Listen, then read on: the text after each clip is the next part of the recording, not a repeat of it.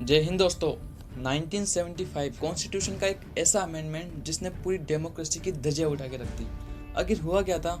चलिए by election, Indira Gandhi Raebareli से चुनाव जीतती है और पीएम बन जाती है। यहाँ तक तो सब ठीक चल रहा था, लेकिन राज नारायण जो रायबरेली वाले इलेक्शन में इंदिरा एन वोइल डिक्लेयर कर दिया और साथ ही साथ उनके ऊपर 6 साल का बैन भी लगा दिया, जिसमें वो कोई भी इलेक्शन नहीं लड़ सकती थी। और सारे अपोजिशन लीडर्स उनके अगेंस्ट में प्रोटेस्ट करने लगे और देश में जगह जगह पर दंगे होने लगे। और इसी चीज का फायदा उठाकर इंदिरा गांधी ने 25 जून 1975 को आर्टिकल 352 से नेशनल इमरजेंसी डिक्लेयर कर दी। भाइयों और बहनों, राष्ट्रपति जी ने आपातकाल की घोषणा की है। इससे आतंकित होने का कोई कारण नहीं है।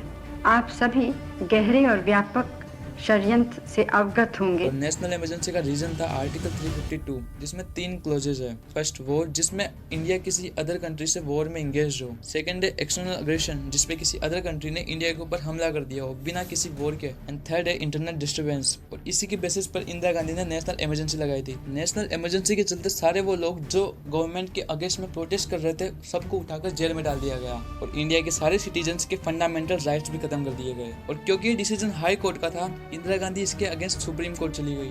और इसी बीच में इंदिरा गांधी ने एक ऐसा कॉन्स्टिट्यूशन अमेंडमेंट किया जिससे मानो पूरी डेमोक्रेसी खतरे में आ गई है। और ये था कॉन्स्टिट्यूशन अमेंडमेंट 39, जिसमें लिखा था कि president, vice president, prime minister और लोकसभा के स्पीकर जिनके इलेक्शंस को जुडिशरी चैलेंज नहीं कर सकती। एल्दो कॉन्स्टिट्यूशन का यह अमेंडमेंट कॉन्स्टिट्यूशन के बेसिक स्ट्रक्चर का पार्ट है। और इस 2 साल पहले केशवानंद भारती केस 1973, और इसमें पहली बार सुप्रीम कोर्ट ने बेसिक स्ट्रक्चर नाम की किसी चीज के बारे में बताया। कॉन्स्टिट्यूशन के बेसिक स्ट्रक्चर में वो सब्जेक्ट्स आते हैं जिन्हें पार्लियामेंट भी चाहकर चेंज नहीं कर सकती। लेकिन अनफॉर्चुनेटली सुप्रीम कोर्ट ने अब तक बेसिक स्ट्रक्चर का नाम तो ले लिया, लेकिन ये नहीं बताया कि इसमें कौन कौन से सब्जेक्ट्स आते हैं, जिससे इंदिरा गांधी ये केस जीत जाती है।